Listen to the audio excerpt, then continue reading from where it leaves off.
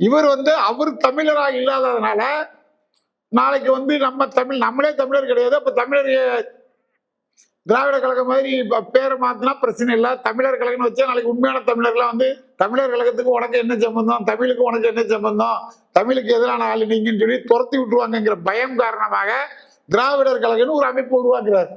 அதாவது இன்னைக்கு தமிழர் கழகம்னு உருவாக்கியாச்சு, எல்லாரும் ஒத்துக்கிட்டாங்க.